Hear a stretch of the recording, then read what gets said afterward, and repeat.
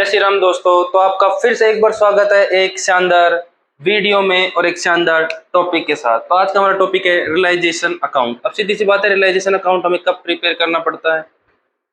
Realisation account prepare at the time of dissolution of partnership firm. तो partnership account में आपका एक topic होगा पार्टनरशिप फर्म का डिसोल्यूशन। डिसोल्यूशन का मतलब इसको दूसरे फॉर्म में बोल सकते हैं लिक्विडेशन। लिक्विडेशन का मतलब discontinue of business operation. Discontinue of business operation की बिजनेस, अगर सीधी सीधी भाषा में बात करें तो बिजनेस क्या हो रहा है, यहाँ पे बंद हो रहा है। बिजनेस का क्या हो रहा है? दी एंड हो रहा है। तो जब हम बिजनेस को बंद करते हैं या डिसकंटिन्यू करते हैं तो उस टाइम पे हमें रियलाइजेशन अकाउंट बनाने की रिक्वायरमेंट आती है। रियलाइजेशन अकाउंट क्यों बनाते हैं? अब देखो, बिजनेस एंड हो रहा है तो उसमें जितनी भी एसेट्स अवेलेबल है, जितनी भी लाइबिलिटीज आपकी पेमेंट करनी है वो सारी अवेलेबल है। तो इसके बाद बिजनेस बंद हो रहा है तो एसेट को तो हम रखेंगे नहीं, और जिन जिन की लाइबिलिटी उन सब की हमें क्या करनी पड़ेगी? रीपेमेंट करनी पड़ेगी। तो एसेट्स को सेल करने के लिए, एसेट रियलाइज करने के लिए और लाइबिलिटीज की वापस से पेमेंट करने के लिए हम ये अकाउंट प्रिपेयर करते हैं जिसमें हम एसेट्स को बेचेंगे और जो भी लाइबिलिटीज हमारे ऊपर है उन सभी की क्या करेंगे? हम पेमेंट करेंगे। क्रेडिटर्स है, बिल्स पेबल है, बैंक लोन है, पार्टनर का लोन है, पार्टनर की कैपिटल कुछ बच जाएगी उसको वापस करेंगे। बहुत सारे रिजर्व प्रोविजन है, सबका ट्रीटमेंट यहाँ पे हमको करके दिखाना है। तो यहाँ पे आपको एक बात समझनी है कि दो तरह की टर्म होती है। एक होता है डिसोल्यूशन ऑफ पार्टनरशिप, एक होता है डिसोल्यूशन ऑफ पार्टनरशिप, और एक होता है डिसोल्यूशन ऑफ या डिसोल्यूशन या liquidation of partnership firm. Partnership firm, तो पार्टनरशिप का मतलब जो इंडिविजुअल पर्सन्स है जिन्होंने मिलकर पार्टनरशिप बनाई वो, और पार्टनरशिप फर्म का मतलब इनसे जो बनी है एक एंटिटी, उसको बोलते हैं हम फर्म। ठीक है। डिसोल्यूशन ऑफ पार्टनरशिप का मतलब क्या होता है कि फॉर एग्जांपल तीन पार्टनर थे ए, बी और सी, ये आपस में अपनी पार्टनरशिप को यहाँ पे चेंज कर रहे हैं। या तो ए रिटायर हो रहा है, या बी की डेथ हो रही है, या इनके बीच में न्यू प्रॉफिट शेयरिंग रेशियो जो है वो बनने वाला है, या प्रॉफिट शेयरिंग रेशियो चेंज होने वाला है, या किसी पार्टनर को एडमिट कर रहे हैं। आपने एडमिशन में पढ़ा होगा, रिटायरमेंट में, डेथ में प्रॉफिट शेयरिंग रेशियो चेंज हो रहा है, तब पार्टनरशिप यहाँ पे क्या होता है? डिसोल्व होता है। तो जो ओल्ड पार्टनरशिप होती है उसका तो एंड हो जाता है और नई पार्टनरशिप या रिकॉन्स्टिट्यूशन आप बोलते हैं, रिकॉन्स्टिट्यूशन न्यू पार्टनरशिप वहाँ पे बनती है। तो पार्टनरशिप बंद होती है, इसका मतलब सिर्फ पार्टनरशिप ही वहाँ पे डिसोल्व हो रही है, पार्टनरशिप का ही दी एंड हो रहा है, फर्म का दी एंड नहीं हो रहा है। फर्म कंटिन्यू रहेगी, जो बाकी पार्टनर बच जाएंगे उनके साथ। पार्टनरशिप फर्म का मतलब क्या है कि यहाँ पे फर्म ही बंद होने वाली है। अब सीधी सी बात, अगर फर्म ही बंद होने वाली है तो उसके जो पार्टनर है वो ऑटोमेटिकली क्या हो जाएंगे? यहाँ पे डिसोल्व हो जाएंगे। पार्टनरशिप ऑटोमेटिकली यहाँ पे क्या हो जाएगी? टूट जाएगी। अब देखो, हम यहाँ पे टाइम वेस्ट नहीं करेंगे बिल्कुल भी कि ये देखकर कैसे कैसे डिसोल्यूशन होता है, उसके लिए एक प्रॉपर वीडियो अलग से बनाई हुई है, वो आप देखना। वहाँ पे शॉर्ट बताता हूँ कि पार्टनर अपनी खुद की म्यूचुअल अंडरस्टैंडिंग से बंद हो रहे हो, कोर्ट ने कोई लीगल नोटिस दे दिया हो तो बंद हो रहे हो, या कोई स्पेसिफिक एग्रीमेंट किया था स्पेसिफिक टास्क के लिए कि ये ब्रिज बनाएंगे, ब्रिज कंप्लीट हो गया, उसके बाद पार्टनरशिप क्या गया? ऑटोमेटिकली यहाँ पे क्या करना पड़ेगा? आपको बंद करना पड़ेगा। तो हम सीधा पॉइंट पे आते हैं, रियलाइजेशन अकाउंट कैसे प्रिपेयर करेंगे हम। तो रियलाइजेशन अकाउंट कैसे प्रिपेयर करेंगे? बहुत सिंपल है, इससे सिंपल चीज आपको कहीं नहीं देखने को मिलेगी। बस आपको क्या करना है, इस वीडियो को लास्ट तक देखना है और जो मैं बातें बोल रहा हूँ उसको ध्यान से सुनना है। तो ये अकाउंट में आपको कोई भी डाउट नहीं रह जाएगा, ये मेरी गारंटी है। ठीक है, बिल्कुल पेशेंस के साथ बैठ के देखना है और कुछ नहीं करना है आपको बस। तो देखो, ये वाली डेबिट साइड है, उधर वाली क्रेडिट साइड है। रियलाइजेशन अकाउंट हम प्रिपेयर करते हैं for realisation of assets, realisation of assets and payment of liabilities. हम इसमें सिर्फ कुछ नहीं करेंगे, एसेट्स को बेचेंगे और जितनी भी लाइबिलिटीज है उसकी क्या करेंगे? हम पेमेंट करेंगे। तो ध्यान से सुनो, जितनी भी एसेट्स होती है सभी के बैलेंस क्या होते हैं? डेबिट होते हैं। और जितनी भी लाइबिलिटीज होती है उन सभी के बैलेंस क्या होते हैं? क्रेडिट होते हैं। या आपने अकाउंटिंग रूल्स में पढ़ा होगा, आयो 11th क्लास में। फिर भी बता दिया, एसेट्स के सारे बैलेंस क्या होंगे? डेबिट होंगे। Machinery, furniture, stock, creditor, cash, bank balance, building, machinery, plant and machinery, ये सब क्या होंगे? डेबिट होंगे। लाइबिलिटीज के बैलेंस क्या होते हैं? क्रेडिट होते हैं। कैपिटल हो, बैंक लोन हो, मॉर्गेज लोन हो, डिवेंचर हो, बिल्स पेबल हो, क्रेडिटर हो, आउटस्टैंडिंग रेंट हो, कोई रिजर्व हो, कोई प्रोविजन हो, सबके बैलेंस क्या होते हैं? क्रेडिट होते हैं। तो यहाँ पे सबसे पहले क्या करना है, हमें एसेट्स और लाइबिलिटीज को रियलाइजेशन अकाउंट में राइट ऑफ करना है, या कह सकते हैं ट्रांसफर करना है। तो अगर किसी का बैलेंस डेबिट है और उसको हमें खत्म करना है, राइट ऑफ करना है, तो उसको क्या करना पड़ेगा, हम क्रेडिट कर देंगे। और अगर किसी का बैलेंस क्रेडिट है और उसको राइट ऑफ करना है या खत्म करना है, तो उसको क्या कर देंगे, हम डेबिट कर देंगे। ये आपने 11th क्लास में बहुत अच्छे से पढ़ा होगा। डेबिट को खत्म करना है तो क्रेडिट कर दो, और क्रेडिट को खत्म करना है तो डेबिट कर दो। फॉर एग्जांपल ये प्लस है, इसको जीरो बनाना तो इसमें से माइनस कर दो। ये माइनस है, इसको जीरो बनाना तो इसमें कुछ कर दो प्लस। ठीक है, तो यहाँ पे अगर आपको ये वाला लॉजिकली आपको समझ में आ गया तो ठीक है, अदरवाइज कोई घबराने की जरूरत नहीं है। सीधी सी बात है, जितनी भी एसेट्स है कहाँ राइट ऑफ करनी है रियलाइजेशन अकाउंट में, डेबिट साइड आपको राइट ऑफ करनी है to sundry asset. Sundry asset का मतलब इकट्ठा कलेक्टिवली हम एसेट्स को यहाँ पे लिखेंगे। अब देखो ध्यान से, मैंने ये बोला एसेट्स के बैलेंस डेबिट होते हैं इसलिए हम डेबिट साइड में लिख रहे हैं, ये ठीक है, लेकिन ये मत समझना कि डेबिट बैलेंस होते हैं इसलिए डेबिट में लिख रहे हैं। अभी बताया डेबिट को अगर खत्म करना है तो क्या करना पड़ेगा, हमें क्रेडिट करना पड़ेगा। किसको, एसेट्स को। तो एसेट्स के बैलेंस क्या होते हैं, डेबिट होते हैं। खत्म करने के लिए एसेट क्या करना पड़ेगा, क्रेडिट करना पड़ेगा।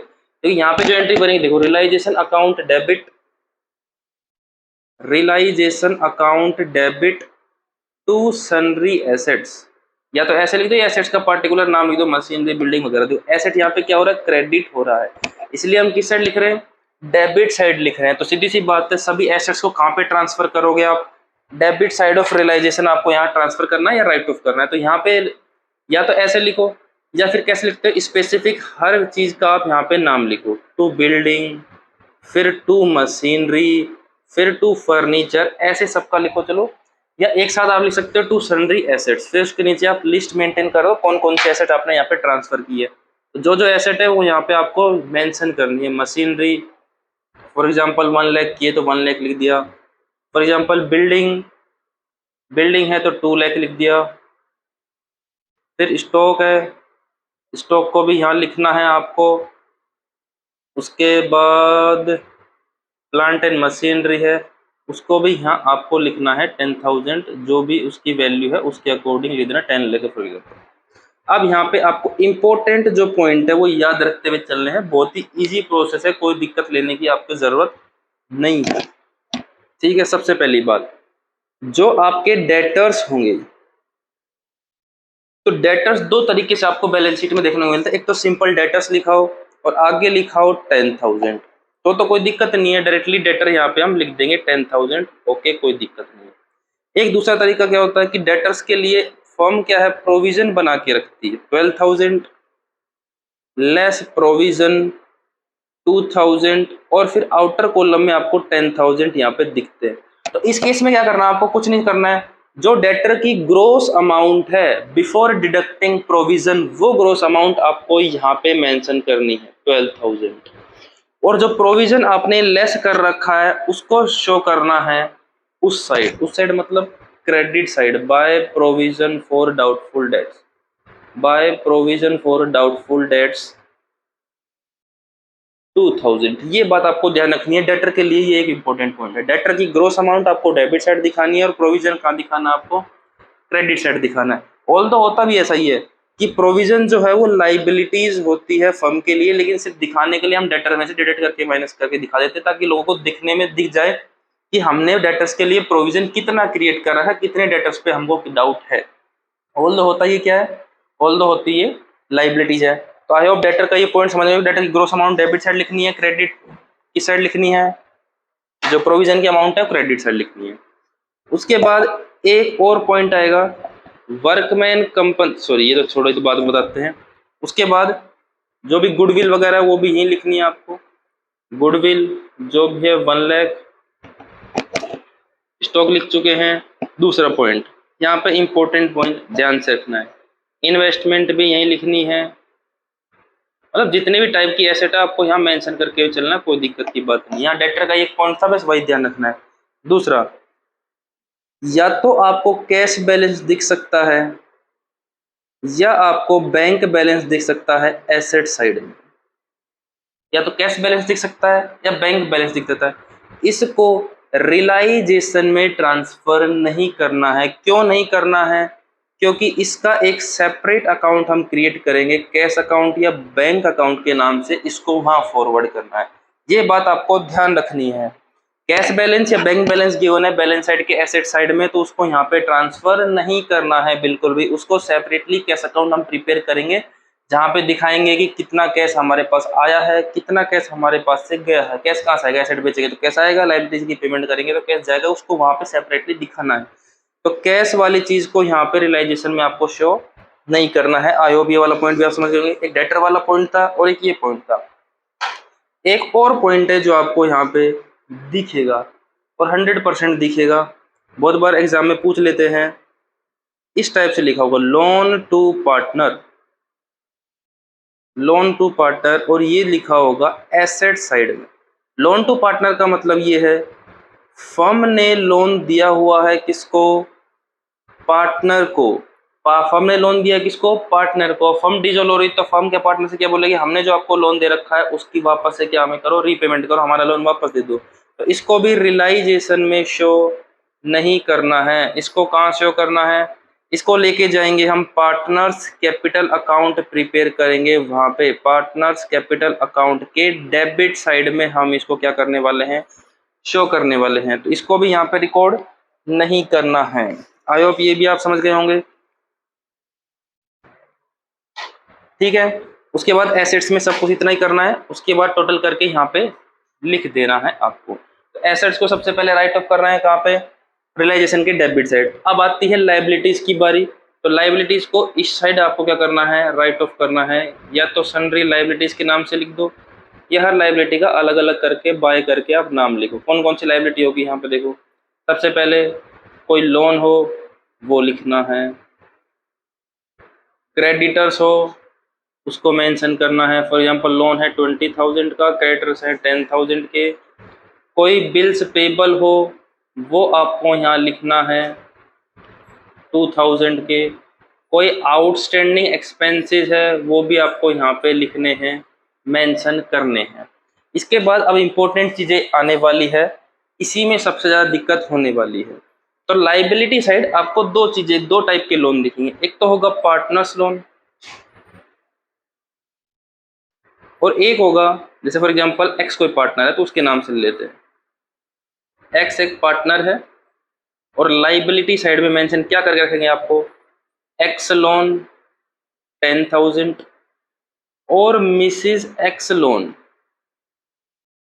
20,000। ये दो चीजें आपको देखने को मिल सकती है। अब देखो, जो एक्स है वो तो पार्टनर है फर्म का, वो तो पार्टनर है फर्म के अंदर। तो इसके लिए तो हम सेपरेट क्या बनाएंगे, पार्टनर्स लोन अकाउंट प्रिपेयर किया जाएगा इसके लिए, पार्टनर्स लोन अकाउंट। वो जो मिसिज एक्स लोन है वो एक्स की वाइफ है, पार्टनर नहीं है फर्म में, और एक्स की वाइफ है तो पार्टनर नहीं है। तो इसका मतलब फर्म के लिए या बिजनेस के लिए तो वो कोई आउटसाइड पर्सन है, तो उसको एज ए नॉर्मल लाइबिलिटी हम क्रिएट करेंगे और उसको यहीं पर ही हम दिखाएंगे, Mrs x loan 20,000। I hope ये वाला पॉइंट भी आप समझ गए होंगे कि अगर पार्टनर की वाइफ का लोन गिवन हो मिसिज करके तो उसको यहीं दिखाना है, और पार्टनर का लोन लाइबिलिटी साइड गिवन हो तो उसको कहाँ दिखाना है, अलग से पार्टनर लोन अकाउंट बनाएंगे, वहां पे आप दिखाएंगे। आप पहले भी पढ़ चुके हो, लेकिन नहीं पढ़े हैं तो यार देखो। तो यहाँ पे दो पॉइंट में आपको डिफ्रेंशिएट करना है। क्या डिफ्रेंशिएट करना है, लाइबिलिटी में लोन गिवन है, इसका मतलब पार्टनर ने किसको लोन दे रखा है, फर्म को लोन दे रखा है। अगर लाइबिलिटी में गिवन है तो इसका मतलब फर्म के लिए लाइबिलिटी, फर्म को रीपेमेंट करनी है। और एसेट साइड गिवन है, इसका मतलब फर्म ने किसको लोन दे रखा है, पार्टनर को लोन दे रखा है। तो फर्म का पैसा किसी के पास है तो फर्म के लिए वो एसेट है। तो ये वाला तो हम पार्टनर्स कैपिटल अकाउंट में दिखाएंगे। कहाँ दिखाएंगे, पार्टनर्स कैपिटल अकाउंट के डेबिट साइड दिखाएंगे। और इसके लिए अब सेपरेट क्या बनेगा, लोन अकाउंट प्रिपेयर करना पड़ेगा। ये दोनों में डिफरेंशिएट आपको करके चलना है। आई होप ये वाला पॉइंट भी आप समझ गए होंगे।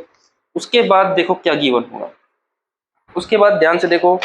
बहुत बार ऐसे बोलते हैं कि इन्वेस्टमेंट अगर गिवन है और लायबिलिटी साइड में इन्वेस्टमेंट फ्लक्चुएशन रिजर्व अगर गिवन है, investment fluctuation reserve, investment fluctuation reserve admission में आपने इसका ट्रीटमेंट सीखा होगा, तो उसको यहीं पे मेंशन करना है। इन्वेस्टमेंट गिवन है तो इन्वेस्टमेंट फ्लक्चुएशन रिजर्व को आपको लायबिलिटीज में ही मेंशन करना पड़ेगा, कोई दिक्कत की बात नहीं है। और देखो ध्यान से, लायबिलिटीज में एक चीज गिवन हो सकती है, वर्कमैन कंपनसेशन रिजर्व। तो वर्कमैन कंपनसेशन रिजर्व का आपने एडमिशन का चैप्टर पढ़ा है, डेथ का चैप्टर पढ़ा है, तो वहां पे इसका ट्रीटमेंट थोड़ा अलग था, लेकिन यहाँ पे इसका ट्रीटमेंट जो है वो थोड़ा अलग वे में होने वाला है। इसमें करना कुछ नहीं है, इसके लिए मैंने अलग से एक सेपरेट पूरी वीडियो बनाई है, वहां जाके डिटेल में देख सकते हैं। बस मैं आपको यहाँ पे थोड़ी सी हिंट दे देता हूँ कि यहाँ पे क्या करना है। फॉर एग्जाम्पल 1 लाख का अगर वर्कमैन कंपनसेशन रिजर्व है और अगर इसके रिगार्डिंग कोई क्लेम आपको एडिशनल इंफॉर्मेशन में गिवन है, तो फॉर एग्जांपल एडिशनल इंफॉर्मेशन में गिवन है कि वर्कमैन कंपनसेशन क्लेम आपका आया है 20,000, तो जितना क्लेम आएगा उतनी ही अमाउंट आपको रियलाइजेशन अकाउंट में यहाँ पे दिखानी है, उतनी ही अमाउंट आपको यहाँ पे शो करनी है। 30,000 है तो 30,000 शो करनी है, 40,000 है तो 40,000 शो करनी है, 1 लाख की 1 लाख गिवन है तो 1 लाख शो करनी है, और 1 लाख से ज्यादा गिवन है, 1 लाख से ज्यादा अगर कोई लाइबिलिटी आई है तो देखो मैक्सिमम तो रिजर्व 1 लाख ही है, तो मैक्सिमम हम 1 लाख ही ट्रांसफर कर सकते हैं, या तो 1 लाख या 1 लाख से कम का क्लेम है तो वो अमाउंट लिखनी है, और उसकी फिर इधर हम पेमेंट करेंगे, वो आगे मैं बताता हूँ। और अगर कोई इन्फॉर्मेशन गिवन नहीं है तो उसको पार्टनर्स कैपिटल अकाउंट में प्रॉफिट शेयरिंग रेशो में पार्टनर्स के अंदर क्या कर देंगे, ट्रांसफर कर देंगे या डिस्ट्रीब्यूट कर देंगे। फॉर एग्जांपल क्लेम है 20,000 का, तो कितना रिजर्व बच गया 80,000, तो ये 80,000 कहाँ चला जाएगा, पार्टनर्स कैपिटल अकाउंट के क्रेडिट साइड में प्रॉफिट शेयरिंग रेशियो में हम ट्रांसफर कर देंगे। तो आई होप ये वाला पॉइंट भी आप समझ गए होंगे। इसके अलावा कोई और रिजर्व फंड है, जनरल रिजर्व है, ये सबका क्या करना है आपको, पार्टनर्स कैपिटल अकाउंट में ट्रांसफर करना है। बस वर्कमैन कंपनसेशन और इन्वेस्टमेंट फ्लक्चुएशन रिजर्व यहाँ पे देखना है। और यहाँ पे बहुत सारे लोग बोलते हैं अगर इन्वेस्टमेंट गिवन नहीं है और इन्वेस्टमेंट फ्लक्चुएशन रिजर्व गिवन है, तो आपको क्या करना है, फिर उस रिजर्व को पार्टनर्स कैपिटल अकाउंट में क्रेडिट साइड ट्रांसफर करना है। ऐसा बोलते हैं, कुछ ऐसा बोलते हैं कि इन्वेस्टमेंट गिवन हो चाहे नहीं हो, इन्वेस्टमेंट फ्लक्चुएशन रिजर्व आपको हमेशा कहाँ दिखाना है, रियलाइजेशन अकाउंट में दिखाना है। अब पूछेंगे कि भाई मेरा क्या पॉइंट ऑफ व्यू है, तो मेरा पॉइंट ऑफ व्यू है अगर इन्वेस्टमेंट गिवन है तो इन्वेस्टमेंट फ्लक्चुएशन रिजर्व आपको यहीं पे शो करना है, और अगर इन्वेस्टमेंट गिवन नहीं है तो इन्वेस्टमेंट फ्लक्चुएशन रिजर्व को पार्टनर्स कैपिटल अकाउंट में क्रेडिट साइड क्रिएट करना, क्योंकि रिजर्व जो है वो प्रॉफिट में से क्रिएट होते हैं और इसके अगेंस्ट में कोई लाइबिलिटीज नहीं है, तो ये रिजर्व के ऊपर राइट किसका है, पार्टनर का है, तो सीधा सीधी बात है पार्टनर्स कैपिटल अकाउंट में ट्रांसफर करो। तो मेरा ये वाला पॉइंट ऑफ व्यू है। बाकी ऐसे ही करना, रिजल्ट दोनों का सेम ही आने वाला है एट द एंड, अगर हम रिजल्ट निकालेंगे तो यहाँ शो करो चाहे वहां शो करो, बस ये ध्यान रखना इन्वेस्टमेंट गिवन है और रिजर्व गिवन है तो इन्वेस्टमेंट को इधर शो करना है, रिजर्व को उधर शो करना है। सिर्फ रिजर्व गिवन है इन्वेस्टमेंट के रिगार्डिंग और इन्वेस्टमेंट की कोई वैल्यू गिवन नहीं है लाइफ सेट में, तो इन्वेस्टमेंट को क्या करना है आपको कैपिटल अकाउंट में क्रेडिट साइड ट्रांसफर करना है। तो यहाँ पे आपको ये बहुत समझ में आ गया होगा, एसेट्स को इधर ट्रांसफर करना है, राइट ऑफ करना है, लाइबिलिटीज को क्रेडिट साइड में राइट ऑफ करना है। तो यहाँ पे दोनों का टोटल करके आउटर कॉलम में आप लिख सकते हो, या 1 by 1 लिखो, to machinery 1 lakh, to building 2 lakh, to stock 50,000, to plant and machinery account this, to debtor account this, ऐसे भी लिख सकते हो।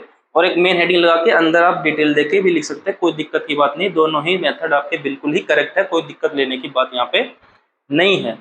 अब देखो यहाँ पे लॉजिक के साथ चलना है, कोई बता दे कि इधर ये करना है इधर ये करना है, वो तो एग्जाम पॉइंट ऑफ व्यू से हो सकता है, लेकिन कॉम्पिटिटिव एग्जाम की अगर तैयारी कर रहे हैं आप तो लॉजिक के साथ नहीं चले तो दिक्कत हो जाने वाली है।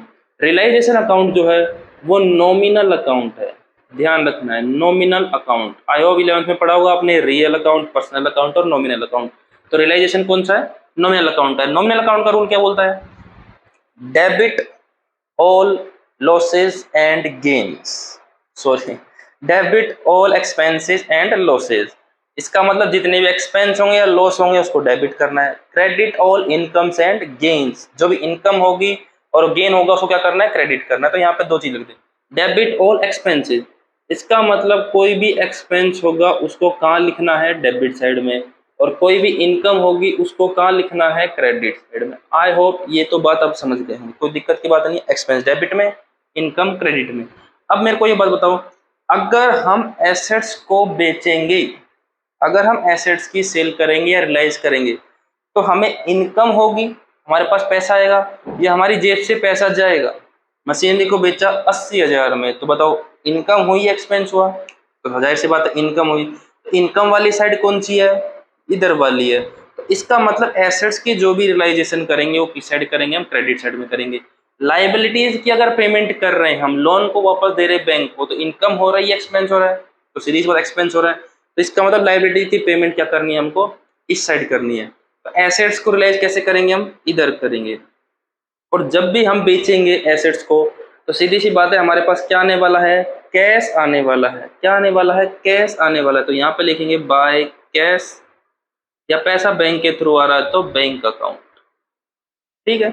अब देखो, जब आप न्यूमेरिकल क्वेश्चन करोगे तो बाय कैश जब बाय बैंक दोनों एक साथ नहीं लिख सकते, तो आपका पॉइंट होना चाहिए क्या लिखे हम यहाँ पे, कैश लिखे कि बैंक लिखे।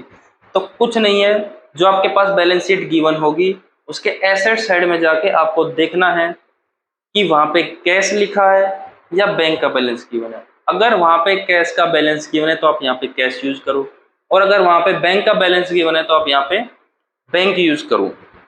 ठीक है। और एसेट्स में कोई कैश और बैंक बैलेंस गिवन ही नहीं है तो फिर आपकी मर्जी, यहाँ पे बाय कैश लिखो या बाय बैंक लिखो, कोई लेना देना नहीं है।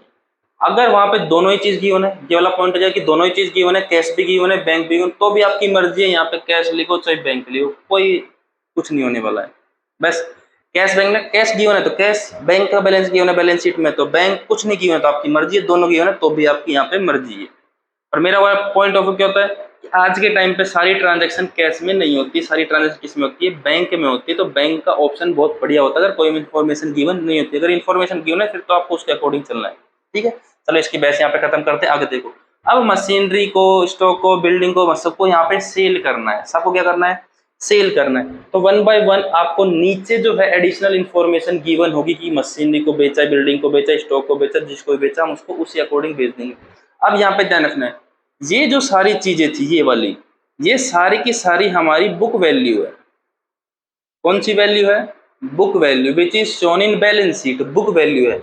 अब जब एसेट को सेल करेंगे तो बुक वैल्यू के इक्विवेलेंट भी सेल हो सकती है, बुक वैल्यू से ज्यादा भी सेल हो सकती है और बुक वैल्यू से कम भी सेल होती है। और जो सेल करेंगे जो वैल्यू होगी उसको बोलेंगे मार्केट वैल्यू। तो नीचे इन्फॉर्मेशन गिवन होगी उसके अकॉर्डिंग करना। फॉर एग्जांपल नीचे इन्फॉर्मेशन गिवन है मशीनरी रिलाइज्ड एट ₹80,000, तो यहाँ पे आपको क्या लिखना है, यहाँ पे 80,000 लिखना है कि हमारे पास कैश कितना आया, 80,000 है। अब हमें बुक वैल्यू से कोई लेना देना नहीं है, बुक वैल्यू 1 करोड़ हो, मशीनरी बेची कितने में, हमने 80,000 में, तो कैश कितना है हमारे पास 80,000 है। फिर बोला है building sold at 80% value, building sold at 80% value. अब देखो 2 लाख है, 2 लाख का 80% कितना हो जाएगा, 1,60,000। तो बिल्डिंग को कितने में बेचा हमने, 1,60,000 में बेचा है। स्टॉक को बोला है 46,000 में, तो स्टॉक को 46,000 में बेचेंगे। बिल्डिंग को बोला है 2 लाख रुपए में, तो बिल्डिंग को कितने में बेचेंगे हम, 2 लाख रुपए में। तो आई होप यहाँ पे आप समझ गए होंगे कि जो इन्फॉर्मेशन हमें गिवन होगी उसके अकॉर्डिंग यहाँ पे हमें सेल करते हुए चलना है। अब यहाँ पे एक और चीज इंपॉर्टेंट ध्यान है, if there is no information is given, if there is no information is given regarding tangible assets, if there is no information given regarding tangible asset, तो क्या करना है आपको, तो उसको रिलाइज्ड करना है बुक वैल्यू पर, रिलाइज्ड करना है बुक वैल्यू पर। इससे पहले सीबीएसई का ऐसा कोई नोटिफिकेशन नहीं था, अगर कोई इन्फॉर्मेशन गिवन नहीं है तो उसको यहाँ पे रिलाइज हम नहीं करते थे। लेकिन अब सीबीएसई का नया नोटिफिकेशन आ गया है तो उन्होंने बोला कि टेंजिबल एसेट अगर किसी की इन्फॉर्मेशन नीचे गिवन नहीं है तो उसको रिलाइज करना है बुक वैल्यू पे। और अगर इन्फॉर्मेशन गिवन नहीं है किसके रिगार्डिंग, इनटेंजिबल एसेट्स के रिगार्डिंग, तो उसको रिलाइज करना है नील, इसका मतलब ₹0। ये बात आपको ध्यान रखनी है। अगर टेंजिबल एसेट की कोई वैल्यू के रिगार्डिंग कोई नहीं गिवन है तो जो बुक वैल्यू थे उसी पे मान लेंगे, उसी पे हमने उसको बेच दिया। और अगर इंटेंजिबल एसेट के रिगार्डिंग कोई इन्फॉर्मेशन गिवन है तो हम ये मान लेंगे कि वो बिकी ही नहीं है, उसकी वैल्यू 0 हो गई है। तो फॉर एग्जाम्पल ये चारों इन्फॉर्मेशन हमें दे रखी थी और कोई इन्फॉर्मेशन यहाँ पे गिवन नहीं थी, तो अब हम क्या करेंगे, अब यहाँ से देखेंगे, इसका हो गया रियलाइजेशन, इसका भी हो गया, इसका भी हो गया। बिल्डिंग हमें 2 बार लिख दी, छोड़ो प्लांट एंड मशीन लिख लो इसकी जगह पे, इतना तो कर ही सकते हैं आप लोग, प्लांट एंड मशीनरी। इन तीनों के बारे में इंफॉर्मेशन गिवन नहीं है, ये वाला और ये वाला तो हमारा टेंजिबल एसेट है, कितने पे रिलाइज करेंगे, बुक वैल्यू पे। जो यहाँ पे गिवन है उसको उसी पे लिख देंगे, डेटर 12,000 और इन्वेस्टमेंट है जो आपकी वो सेल हुई है 20,000। ठीक है। और ये वाला गुडविल है वो इंटेंजिबल एसेट है। तो इंटेंजिबल एसेट कितनी है? 0। तो यहाँ पे हम ये मानेंगे गुडविल हमारी बिकी ही नहीं है। तो आई होप ये वाला पॉइंट भी आप समझ गए होंगे, कोई दिक्कत की बात नहीं। और एक और पॉइंट समझो, फॉर एग्जाम्पल हम डिसोल्यूशन कर रहे हैं, कोई दिक्कत नहीं है, और डिसोल्यूशन या रियलाइजेशन या लिक्विडेशन करते टाइम हमें पता चला कि एक ऐसी एसेट थी जो कोने में पड़ी हुई थी, जिसको अभी तक हमने बैलेंस शीट में रिकॉर्ड ही नहीं किया था। फॉर एग्जाम्पल वो थी फर्नीचर, कि फर्नीचर रखा हुआ था जिसकी वैल्यू हमें पता चली है कि 5,000 रुपये है मार्केट में, लेकिन इससे पहले हमने अपनी बैलेंस शीट में इसको रिकॉर्ड ही नहीं करा क्योंकि कोने में पड़ी हुई थी। तो अब हम मार्केट में इसको बेचने जा रहे हैं, तो अब इसकी रियलाइज्ड वैल्यू कितनी आ रही है? 5,000। तो इसको भी यहाँ पे लिखना है। ये नहीं है कि इसको बैलेंस शीट में अगर नहीं लिख रखा था तो अगर इसको बेच रहे हैं तो इसकी वैल्यू को नहीं लिखेंगे, तो यहाँ पे लिखेंगे। ध्यान रखनी है ये बात, ठीक है। फर्नीचर के नाम से आपको रिकॉर्ड करना है, तो कोई अनरिकॉर्डेड एसेट है उसको भी बेचोगे तो यहाँ पे आपको रियलाइज्ड वैल्यू दिखानी है। तो यहाँ पे हो गया।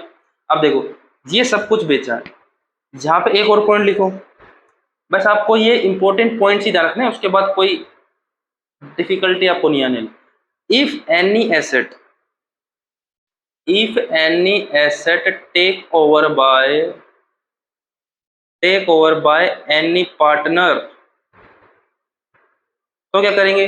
तो यहाँ पे कैश ना लिख के यहाँ पे क्या लिखेंगे? हम पार्टनर का नाम लिखेंगे, बाय पार्टनर्स कैपिटल अकाउंट, ठीक है। फॉर एग्जांपल स्टॉक है, स्टॉक 46,000 का है। फॉर एग्जांपल ये कैश में नहीं है, पार्टनर ने टेक ओवर कर लिया 46,000, तो यहाँ पे फॉर एग्जांपल पार्टनर का नाम एक्स है, तो यहाँ पे क्या लिख दोगे आप? X capital account. तो एक्स कैपिटल अकाउंट, और यहाँ पे नीचे दिखाना चाहो दिखा दो कि ब्रैकेट में स्टॉक टेक ओवर किया कितने का? 46,000। अगर किसी आउटसाइडर को सेल कर रहे हो तो ये मान लेंगे कि उससे हमें कैश या चेक या बैंक रिसीव हो गया। अगर कोई पार्टनर टेक ओवर कर रहा है तो किसके नाम से दिखा देंगे? हम पार्टनर के नाम से दिखा देंगे। बस इस वाले में यही है। अब बारी आती है लाइबिलिटीज की पेमेंट। अब लाइबिलिटीज की पेमेंट करेंगे तो वो भी या तो कैश में पे करेंगे या फिर बैंक के थ्रू पे करेंगे। तो वही ध्यान रखना है, बैलेंस शीट में जो गिवन है उसके अकॉर्डिंग चलना में, और कोई दिक्कत की बात नहीं। तो यहाँ पे भी नीचे इन्फॉर्मेशन गिवन होगी कि लोन पे करेंगे 20,000 का, नीचे इन्फॉर्मेशन गिवन है। उसके बाद बोल रहा creditors paid 10% less, creditor paid 10% less. इसका जितने क्रेडिटर है उसमें 10% हमें डिस्काउंट मिला है, तो 10% कम पे करना। 10,000 10% 1,000, तो 1,000 कम पे करना है, तो कितना पे करेंगे हम? 9,000 पे करेंगे। उसके बाद बिल्स पेबल बोल रखा है 2,500, तो 2,500 पे कर देंगे, कोई दिक्कत की बात नहीं है। तो इसमें ध्यान रखना है, अगर किसी भी एसेट की इंफॉर्मेशन किसी भी लाइबिलिटीज की इंफॉर्मेशन गिवन नहीं है, information liabilities information not given, information not given, तो क्या करना है? उसकी पेमेंट करनी है बुक वैल्यू पर ही। ये ध्यान रखना, उसकी पेमेंट करनी है किस पे? बुक वैल्यू पे करनी। फॉर एग्जांपल तीनों की इन्फॉर्मेशन थी और किसी की वहां पे इन्फॉर्मेशन नहीं थी, तो जो भी लाइबिलिटी बच जाएगी उसको हम बुक वैल्यू पे क्या करेंगे? यहाँ पे पेमेंट करेंगे। कौन सा बच गया? आउटस्टैंडिंग एक्सपेंसेस अपनी मर्जी से कर दो, 1,000 की, इसका भी 1,000 दे दिया होगा। उसके बाद मिसिज एक्स लोन है, उसकी भी पेमेंट कर दिया आपने 20,000। उसके बाद इन्वेस्टमेंट फ्लक्चुएशन रिजर्व है, ये तो रिजर्व है, ये किसी बाहर वाले को नहीं देना है, तो यहाँ पे इनकी पेमेंट नहीं होगी, ध्यान रखने वाला। जैसे प्रोविजन है, ये तो हमने खुद ही क्रिएट किया था। वर्कमैन कंपनसेशन रिजर्व हमने ट्रांसफर किया, सॉरी इसको तो यहाँ पे पे करना पड़ेगा। वर्कमैन कंपनसेशन क्लेम 20,000, इतना क्लेम आया था, इसको पे कर देंगे हम, ठीक है। इन्वेस्टमेंट फ्लक्चुएशन रिजर्व है, किसी बाहर वाले को थोड़ी देना है, तो हमने खुद ही क्रिएट किया था। जो रिजर्व है वो भी हमने खुद ही क्रिएट किया था। रिजर्व बताया था 1,00,000 का, वर्कमैन कंपनसेशन क्लेम कितने का आया? 20,000 का क्लेम आया है। एडमिशन के टाइम पे तो हम नई बैलेंस शीट में उसको दिखा देते कि क्लेम आया हुआ है। अब फॉर्म यहाँ पे डिजोल्व होती है, जो क्लेम आया उसकी पेमेंट तो करनी पड़ेगी, इसलिए हमने उतना ही रिजर्व यहाँ ट्रांसफर किया, उतनी ही क्या कर दी हमने? पेमेंट कर दी, और बाकी का काम पहुंच जाएगा partners capital account credit side में, पार्टनर्स के प्रॉफिट शेयरिंग रेशियो में, इसको क्या कर देंगे? हम डिवाइड कर देंगे। तो यहाँ तक का काम हो गया। ऐसी अगर कोई ऐसी लाइबिलिटीज है जो बैलेंस शीट में रिकॉर्ड नहीं थी अभी तक, लेकिन डिसोल्यूशन करते टाइम आपके पास वो लाइबिलिटी अराइज हुई है, तो लाइबिलिटी क्या करना पड़ेगा? आपको पेमेंट करनी पड़ेगी। फॉर एग्जांपल आउटस्टैंडिंग रेंट है, कोई आया है वो अभी, तो अभी आपको क्या करनी पड़ेगी? पेमेंट करनी पड़ेगी। तो यहाँ पे और दूसरी बात, if any partner take responsibility, if partner take responsibility to pay any liability, तो किसके नाम से पे करेंगे? पार्टनर के नाम से पे करेंगे, क्योंकि फर्म का तो कैश गया नहीं, फर्म का तो बैंक से कोई पैसा गया नहीं, किसने पे किया? पार्टनर। तो यहाँ पे क्या लिख देंगे? पार्टनर्स कैपिटल अकाउंट, कि पार्टनर्स ने पे किया, हमने पे नहीं किया। ठीक है। अगर कोई एसेट लेता पार्टनर तो पार्टनर के नाम से, किसी बाहर वाले को हम भेज देते हैं, एसेट लाइज होती है सिर्फ तो कैश में। लायबिलिटी की पेमेंट फर्म कर रही है, कैसे? बैंक के थ्रू करेगी, नीचे लिखा होगा liabilities pays as per the following information. अगर कोई पार्टनर रेस्पॉन्सिबिलिटी ले रहा है किसी भी, जैसे फॉर एग्जांपल क्रेडिटर की रेस्पॉन्सिबिलिटी किसने ली? पार्टनर ली, तो 9000 यहाँ नहीं लिखेंगे, 9000 पार्टनर्स कैपिटल के यहाँ पे लिख देंगे। बस इतना ही रियलाइजेशन अकाउंट है। लास्ट में आपको क्या करना है? लास्ट में सिर्फ प्रॉफिट और लॉस कैलकुलेट करना है कि आपको रियलाइजेशन के टाइम पे प्रॉफिट हुआ है या लॉस हुआ है। क्योंकि सीधी सी बात देखो, ये वाली साइड कौन सी है? इनकम। ये वाली साइड कौन सी? एक्सपेंस। अगर इनकम मतलब क्रेडिट साइड बड़ी है डेबिट साइड से, क्रेडिट साइड बड़ी है डेबिट साइड, इनकम ज्यादा एक्सपेंस है, तो क्या हो रहा है? हमको प्रॉफिट हो रहा है। तो यहाँ क्या लिखोगे? To profit on realisation, profit on realisation. ठीक है। और जितने भी पार्टनर है, पार्टनर के प्रॉफिट शेयरिंग रेशियो में उस प्रॉफिट को बांट दोगे। और अगर डेबिट साइड मतलब एक्सपेंस वाली साइड है, बड़ी है, किससे? क्रेडिट साइड मतलब खर्चे ज्यादा है, ये कम है, तो क्या हो जाएगा? आपको लॉस हो जाएगा। तो वो इस साइड लिख देना, लॉस ऑन रियलाइजेशन। और जितने भी पार्टनर है उनमें हम लॉस कर देंगे, डिस्ट्रीब्यूट कर देंगे। बस हमारा अकाउंट यहाँ पे खत्म। एक बार स्पीडली बहुत अच्छे से रिवाइज कर लेते हैं कि क्या चीजें हैं। तो फर्स्ट ऑफ ऑल आपको क्या करना है? एसेट्स और लाइबिलिटीज को यहाँ पे राइट ऑफ करना है, या बोल सकते हैं ट्रांसफर करना है। ठीक है। एसेट को इधर ट्रांसफर करना है, लायबिलिटी इधर ट्रांसफर करना है। फिर एसेट को बेचेंगे किस साइड? एसेट को बेचेंगे इधर कैश में बेचा, कैश में पार्टनर ने बेचा तो पार्टनर का नाम आ जाए, पार्टनर ने अगर टेक ओवर कर लिया तो लायबिलिटीज की पेमेंट करेंगे इधर। अगर फर्म पे कर रही तो कैश के थ्रू, अगर पार्टनर को रेस्पॉन्सिबिलिटी की इस लायबिलिटी को मैं पे कर दूंगा तो उसके नाम से। बस लास्ट में क्या निकालेंगे हम? प्रॉफिट और लॉस निकालेंगे। और जो मैंने आपको पॉइंट बताए वो आपको जरूर ध्यान रखने। एक तो डेटर वाला पॉइंट है, डेटर की ग्रॉस अमाउंट लिखनी है, प्रोविजन उसका उधर लिखना है। कोई इन्फॉर्मेशन गिवन नहीं है टेंजिबल एसेट्स के लिए तो उसकी बुक वैल्यू पे ही उसको रियलाइज करना है। और अगर इनटेंजिबल एसेट के रिगार्डिंग कोई इन्फॉर्मेशन गिवन नहीं तो उसको जीरो मानना है। ठीक है। उसके बाद आ जाओ इधर, इधर भी वही है। अगर जितना रिजर्व वर्कमैन कंपनसेशन के रिगार्डिंग क्लेम आया उतना ही यहाँ रखना है, उतनी ही उसकी पेमेंट करनी है। ठीक है। पार्टनर्स कैपिटल अकाउंट जो बैलेंस शीट में होगी उसको पार्टनर्स कैपिटल अकाउंट में ट्रांसफर किया जाएगा। जितने भी रिजर्व वगैरह फंड होंगे जो यहाँ पे नहीं आए, जैसे जनरल रिजर्व हो गया, कोई रिजर्व फंड हो गया, कोई और रिजर्व हो गया, तो उसको पार्टनर्स कैपिटल अकाउंट में ट्रांसफर कर दिया जाएगा। अगर एसेट में कोई लोन गिवन है पार्टनर रिगार्डिंग, मतलब फर्म ने पार्टनर को दे रखा तो पार्टनर से वापस मांगेगी तो उसको कैपिटल अकाउंट के डेबिट साइड आपको दिखाना है। लाइबिलिटी में कोई लोन है, इसका मतलब पार्टनर से लोन ले रखा है फर्म ने, पार्टनर ने किसको दिया? फर्म को दिया, तो उसके लिए अलग से लोन अकाउंट बनेगा। और अगर कैश और बैंक के जो बैलेंस गिवन होंगे, कहाँ पे गिवन होंगे?